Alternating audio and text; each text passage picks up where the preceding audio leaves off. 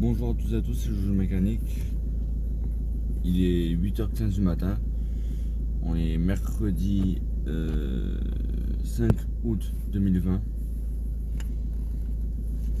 Aujourd'hui, je viens à mon travail pour préparer ma 307. Je vous explique ça après les génériques. C'est parti.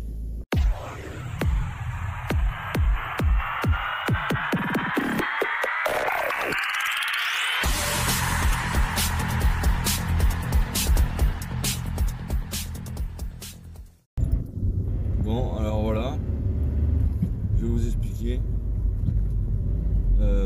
Quand j'ai acheté la voiture, j'ai remarqué que mon galet tendeur il faisait comme ça.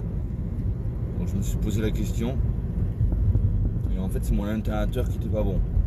Normalement, l'internateur sur 307 avec la clim, c'est un alternateur à poulie folle. Alors qu'est-ce que c'est qu'un alternateur à poulie folle? Alors je vais vous expliquer ça. Un alternateur à poulie folle, en fait, c'est une poulie libre. Vous allez par là. C'est une poulie libre. Ouais, vous avez peut-être le soleil dans la tronche, peut-être, je sais pas. Un poulie libre. Et en fait, un alternateur à poulie libre, c'est que l'internateur, quand il a besoin de charger, ben, il charge. Et quand il a plus besoin de charger, ben, il ne charge plus. Donc l'internateur s'arrête. Mais la poulie continue à tourner dans le vide. C'est ce qu'on appelle un alternateur à poulie libre. Et moi, c'était un alternateur à poulie fixe, pas à poulie libre. Donc mon galet tendeur, il faisait comme ça. Donc quand je changeais l'internateur du coup à poulie libre, l'internateur ne bougeait, le galet tendeur ne bougeait plus.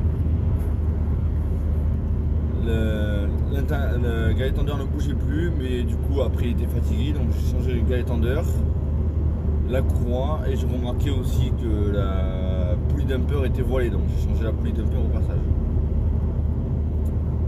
Après j'avais un claquement dans la j'avais un claquement, que j'ai toujours d'ailleurs.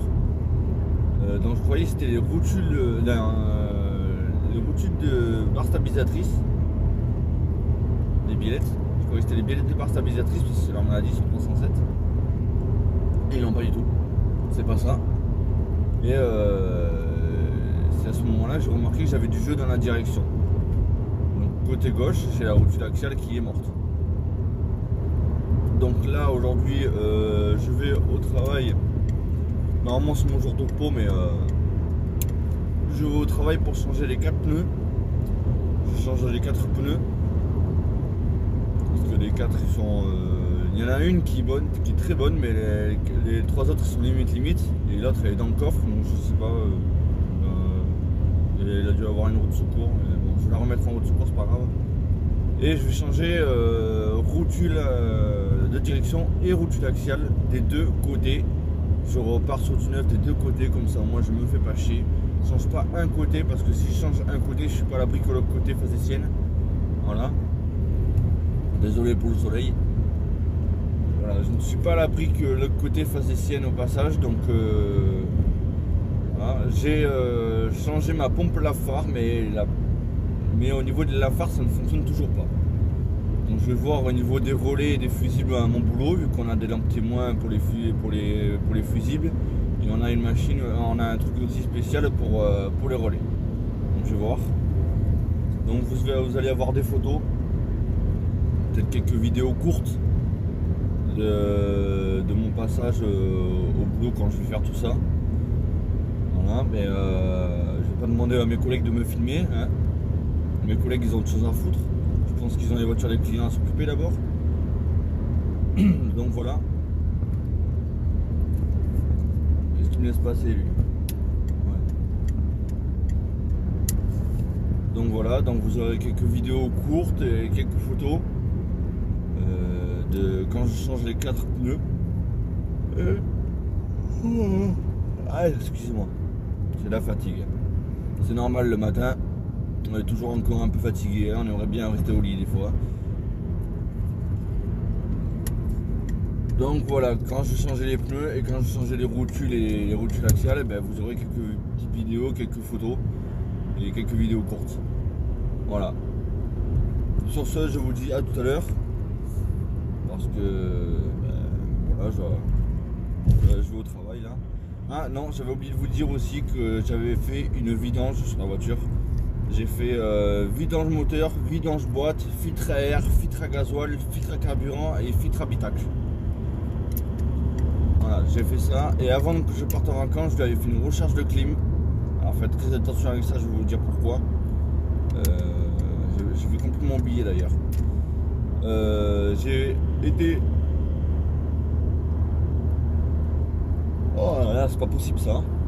J'ai été chez Peugeot pour faire une recharge de clim, pour être tranquille au cas où, parce que je savais pas où est-ce qu'elle en mettait la clim. Et Peugeot, ils m'ont dit heureusement que vous nous l'avez emmené parce qu'il y avait beaucoup trop de clim, ça aurait pu vous faire péter les circuits. Je dis ah bon? Il me dit oui, il me dit normalement au niveau clim, il me dit votre voiture doit supporter, alors je sais plus si c'est en kilos ou en grammes ou en kilos, je sais pas, mais moi je vais vous dire 100 kilos, hein, je sais pas si c'est en grammes, en kilos ou comme ça, ou autre chose, ou en litres, je sais pas. Il m'a dit normalement votre voiture doit supporter 5 kg pile. Et ils ont sorti 6,5 kg. Alors que normalement la 307 supporte que 5 kg. Donc je sais pas ce qui s'est passé, je sais pas si c'est l'ancien propriétaire qui l'a fait recharger, mais je pense pas. Je pense que c'est l'ancien avant qui l'avait fait recharger, mais je sais pas dans quel garage il a été, mais c'est des garages vraiment très mongoliens. Voilà. J'ai peut-être été chez Peugeot pour recharger la clim, ça m'a coûté peut-être 59 €. Mais pour 59 €, vous avez une recharge de clim qui est faite par des professionnels. Il veut d'abord, en tout premier lieu, il vous vide le circuit. Il nettoie le circuit de clim. Il vérifie si vous avez pas de fuite. Il vous recharge la clim correctement. Et il teste la clim pour voir si elle marche correctement. Pour 59 €, avoir tout ça fait par un professionnel, on se pose pas la question, on paye 59 € et on va voir un professionnel. Voilà, alors chez Renault c'est pareil, c'est aux alentours de 59-60 €. Et chez les autres constructeurs, je ne sais pas. Par contre, bon, ça doit être pareil partout, je pense. Je pense que ça doit être partout pareil.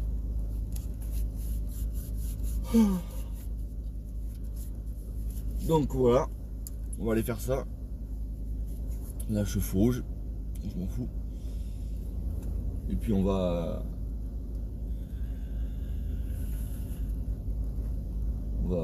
faire tout ça. Voilà, allez c'est parti. Je vous passe le reste en accéléré. Jusqu'à que je sois arrivé au boulot et que je coupe. Non, remarque non. Pas besoin. Allez, à tout à l'heure les amis.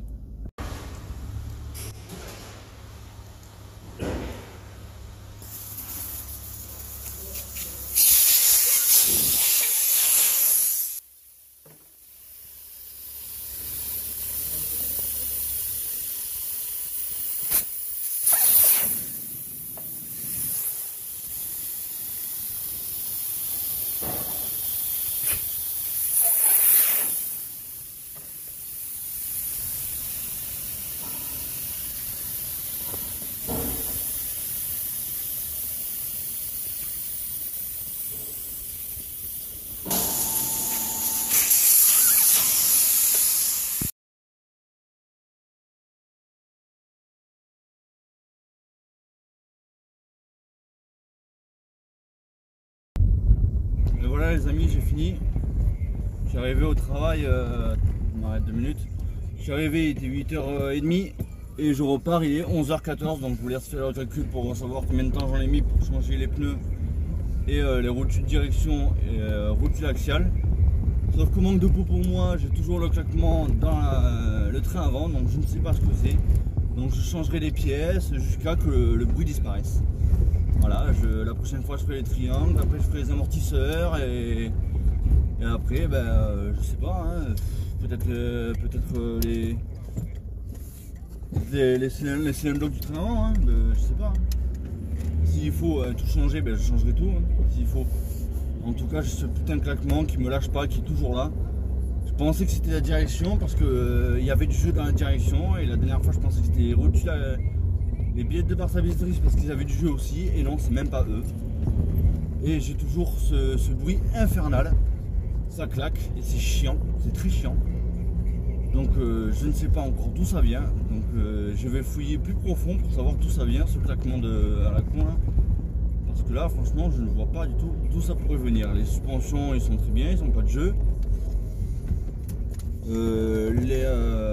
Les triangles ils sont très bien aussi, ils n'ont pas de jeu non plus, donc je ne vois pas trop d'où ça pourrait venir, mais je changerai quand même. Écoutez, je changerai suspension et triangle, hein, pas le choix, pour que ce bruit finisse par disparaître. Donc voilà, vous avez toutes les photos et les vidéos, donc vidéos courtes, photos courtes et la vidéo en complète qui sera sur YouTube et qui est un peu courte aussi. Donc voilà.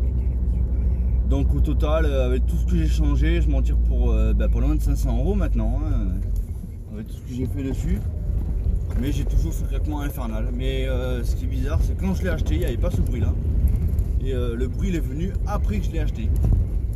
Donc une pièce d'usure, je ne sais pas où. Mais en tout cas, je vais bien trouver, je vais finir par trouver. Je vais changer tout le train avant s'il faut, mais un jour ou l'autre, je vais bien finir par trouver. Et au moins, le train avant, il sera nickel et puis il n'y aura plus de soucis pendant plusieurs kilomètres. Donc voilà, sur ce, je vous laisse là-dessus. Je vous souhaite à tous une très bonne journée ou une très bonne soirée. Je ne sais pas quand est-ce que la vidéo sera mise en ligne. C'est comme vous voulez. N'oubliez pas de partager, de mettre un like et ciao, bye bye tout le monde.